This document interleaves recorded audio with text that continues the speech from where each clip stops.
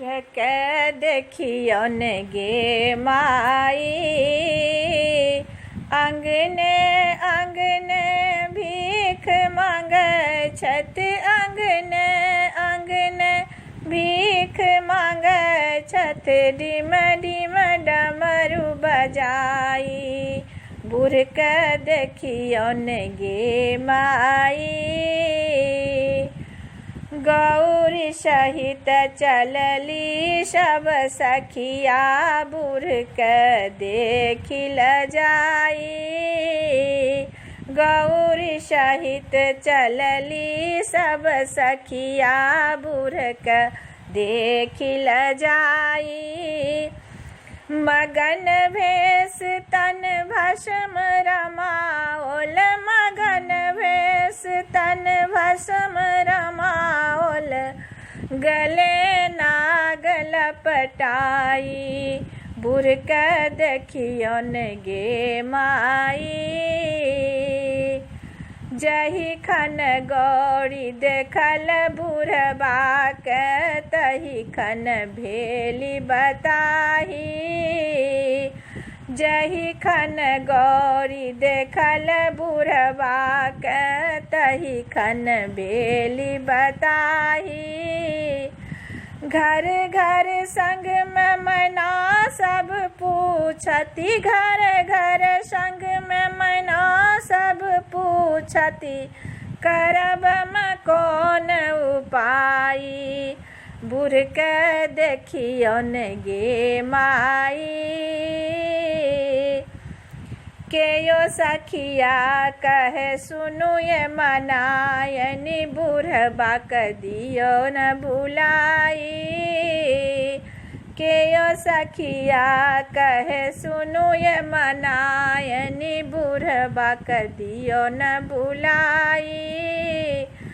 ई बूढ़बा की छूटो न जनैया, ई बूढ़बा की छूटो न जनैया, गौरी का केलन बताही, बूढ़ के देखियन गे माई।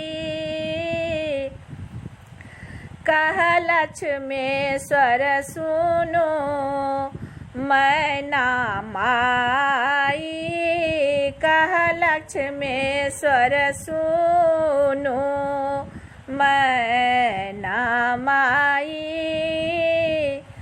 एही बरला गौरी तप केलनी, एही बरला गौरी तप केलनी, बेला पत्र चबाई, बूढ़ के देखियन गे माई।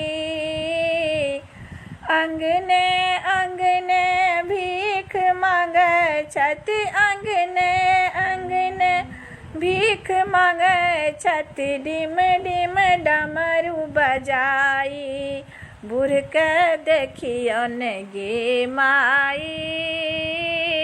बूढ़ के देखियन गे माई,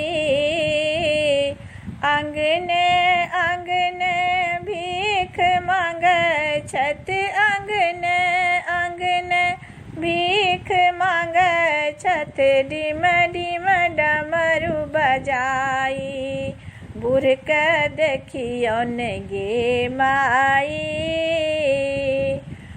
गौरी सहित चलली सब सखिया, बूढ़ के देखिल जाई, गौरी सहित चलली सब सखिया, बूढ़ के देखिल जाई।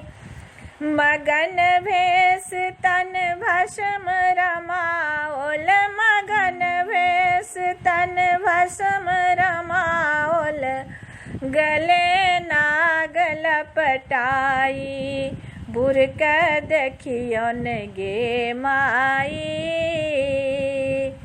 जही खन गौरी देखल बूढ़बा के, तही खन भेली बताही, जही खन गौरी देखल बूढ़बा के, तही खन भेली बताही।